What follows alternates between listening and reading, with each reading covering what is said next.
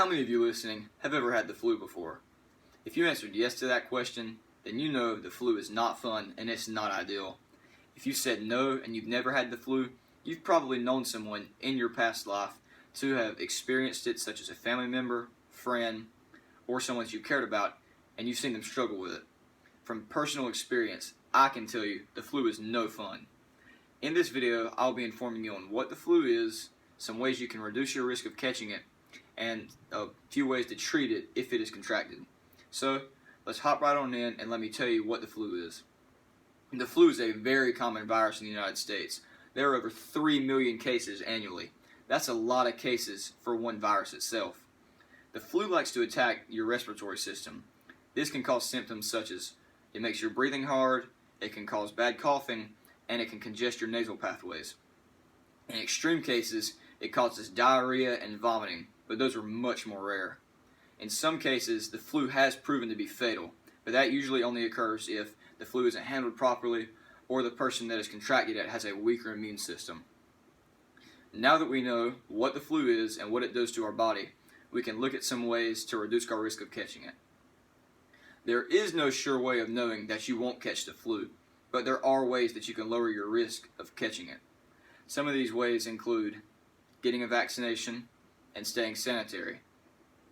There's only one vaccination up to date that can reduce your risk of catching the flu. That is the flu shot. Many of you have probably heard what a flu shot is, but you don't know how it works.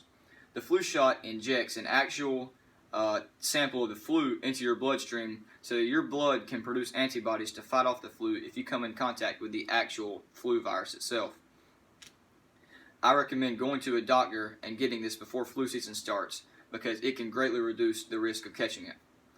Another way is by staying sanitary, which includes covering your mouth and nose when you cough or sneeze and washing your hands.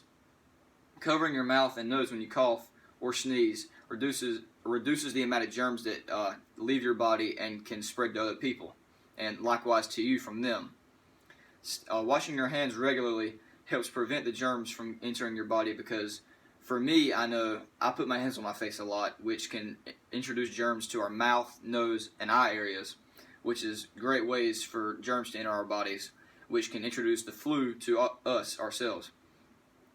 So, and exercising and eating healthy will also strengthen your immune system so that it can fight off the flu if you come in contact with it. Now that we know what the flu is, what it does to our bodies, and a few ways to prevent it, we can now talk about ways to treat the flu if we contract it.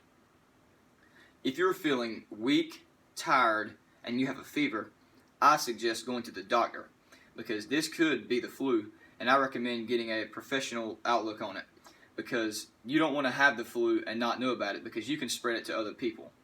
If you go to the doctor and find out that you do have the flu, you need to stay home and do nothing but rest and drink liquids. You need to rest because eventually you'll regain your strength back, but drinking liquids will replenish your body and make you feel stronger, and it can bring your energy back faster. Another way you can reduce your symptoms is by taking medications. Some medications such as decongestant medications will help clear up your nose pathways and make it easier for you to breathe. Medicines such as cough medicines will reduce the mucus buildup in your lungs and will reduce your coughing. So now we know what the flu is, what it does to our bodies, some ways to prevent it, and ways to treat it. So we should be prepared to face the flu. So in conclusion, in this video we learned what the flu does to us. We know that there's no sure way to prevent the flu, but there are some precautions that we can take in order to reduce our risk of catching it. And we know how to treat it. So, thank you for listening.